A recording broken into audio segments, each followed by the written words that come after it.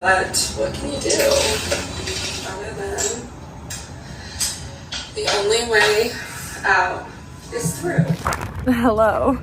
I am cleaning my bathroom ceiling fan, which up until this point I had given up on cleaning. I didn't even notice it was so dirty until one of my friends who's actually starting a professional, sustainable cleaning business. So if you need help with that, I'll link her in the description. She just started it, and she's just so talented at, if you want to make your lifestyle more repeatable, easily repeatable, she can help you with that. Anyway, she came over and we had tried to clean it.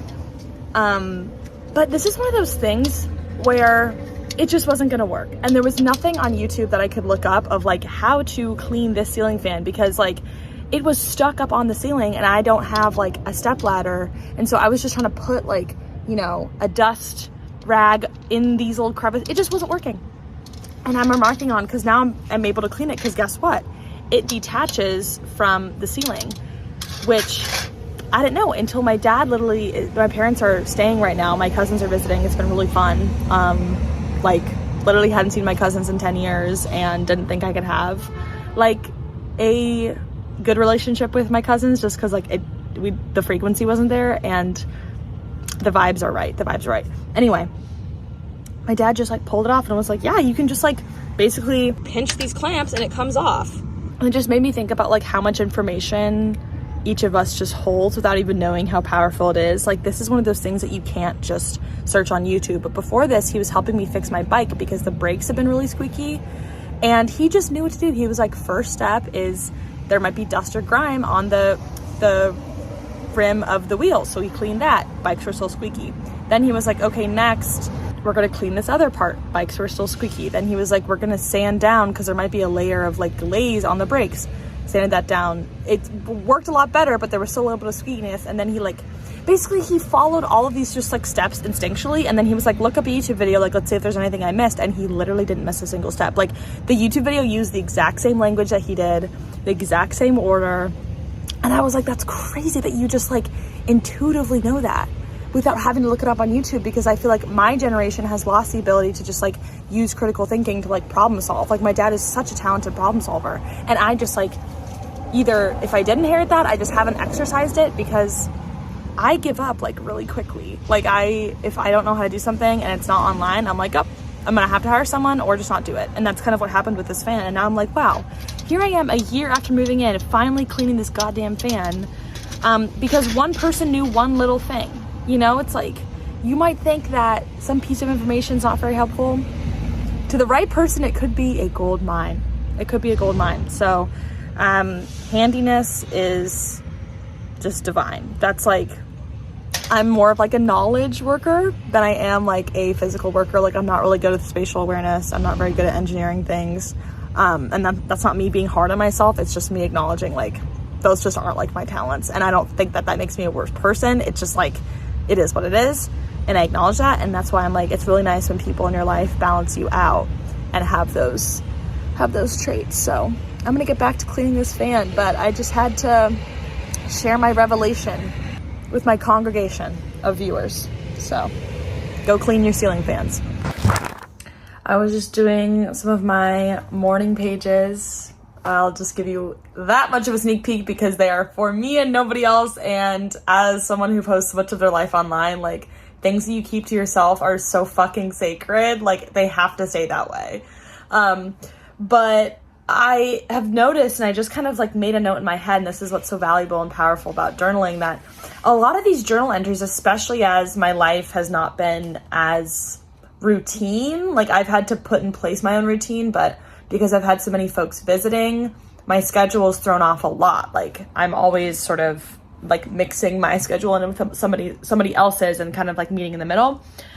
And so it seems that most of these entries lately, I'm starting off by saying I haven't been able to prioritize these, or feeling good that I've kept up with these even at night while my friend has been here, or just commenting on the frequency and the reliability and the consistency of writing in these entries. That's the first thing that I say. And I'm I really feel I'm going to look back on these entries and wonder why I was ever even commenting on that at all. I do know for myself and my own what I've been working on in therapy is like a lot of like depression relapse prevention and getting into the care and the treatment and working really hard as much as I can to prevent that from happening, knowing that like, you know, you can only do so much, but like just doing what you can, you know, you might as well do what you can. And journaling is a big part of that for me. So in some ways it's like I'm being hard on myself for not keeping up with something that helps keep me from being hard on myself, you know, because these journal entries are how I sort of like make sense of a lot of my like inner dialogue, my inner work, like the way that I talk to myself. And ultimately when I'm depressed is when I'm the worst on myself and the hardest on myself. So like this is to get away from that. And even in getting away from that, I can't help but like do a little bit of that sort of like mistreatment, not even mistreatment of myself, but just sort of like self-grading. But it made me think of something that my friend Clara mentioned when we were hiking, when she was visiting, talk about visitors, like when she was visiting. I don't think I got to write this down in my journal, so I'll put it here in my video diary, you know, my visual diary here. In that it's not so much about doing it every single day, no matter what it is for your own health and well-being. That's a huge priority of mine. And honestly, like when people are asking me what I'm focusing on during this time of unemployment, it's truly my health and well-being, because I feel like that's something I'm not able to put first when you have a job. Like when you have a job, it doesn't matter if you feel like you have, you know, it doesn't matter if you're not feeling your best. Like you still have to get up and go to work every single day. Like you have to go to work at 9. You can take a sick day if you're feeling really bad, but they honestly discourage you from doing that. And like ultimately working 40 hours a week is just like, for me, not great on my health. It's not what I would construct my work week to look like if I were prioritizing my health. And it's no secret that capitalism does not value our health. So like for me, it's pretty radical during this time of not working and just self-funding my life to really prioritize that, but not do it so incessantly that caring about my health degrades my health. Does that make sense? Because what my friend Clara told me is it's like, it's not so much about doing it every single day for your longevity of your health. It's kind of like brushing your teeth. It's like, whether it's going to the gym, whether it's journaling, whether it's drinking water, it's like, it's okay if you miss a day. It's okay if you miss a day and there's a night when you just can't brush your teeth, you get home late and you just want to plop in bed and sleep. That's fine. Missing one night out of 30 is not going to impact you in the long term when you're doing those things year over year. But if you were to flip it, do the inverse and just like brush your teeth really well one day out of 30 and not brush your teeth the rest of the time, like that doesn't really add much to the longevity of your health. And so that's kind of how I'm starting to view, and I've returning to viewing it this way because I feel like I kind of ebb in and out of like being able to view it that way. But like when it comes to moving my body and drinking water and eating like very square meals a day, because I feel my best when I eat like 3 very square meals a day. That's when I keep my blood sugar good. Like that's just what I need. Surprisingly, as a human being, 3 meals a day, radical, I know. But it's okay if I miss a day. It's okay if when my parents are visiting, I miss a few days. But it's about not letting that just like take over and only come and do one journal entry. I used to do this. So I used to come and only do like one journal entry, one really deep, something really high, heavy hitting, would come up, and I would just do one long in-depth journal entry and then drop it for months and months and months. And so now I'm kind of flipping that, and I write about the mundane. And then when bigger things like people are visiting happen, I tend to, retract a little bit. So just interesting to have this log of like how I view these, how I treat myself, all of it. And noticing that like, I'm okay. I'm coming off of that trip having not, this is 5 days of not journaling. And I'm not feeling intense effects from that. But I know if I did maybe another 5 days of skipping journaling, I would.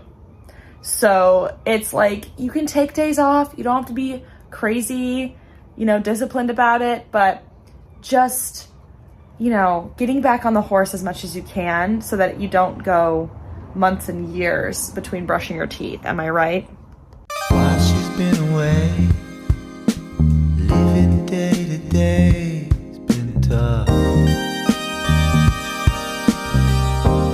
All of life has been consumed by the logic of the market. Everything becomes a marketplace. Everything can be bought or sold. Working, earning, competing, consuming, that becomes the sum total of life. Money becomes more important than life itself. Life didn't get better, it got worse. Marianne and I, Just to keep I'm not trying to forget her. Understand how I'll be feeling on that day. It's just like seeing her for the first time again. It's just like seeing her for the first time again.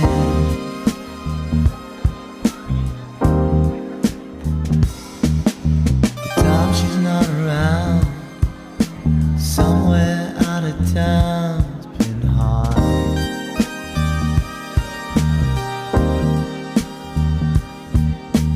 Somehow this old heart found time to work it out this far.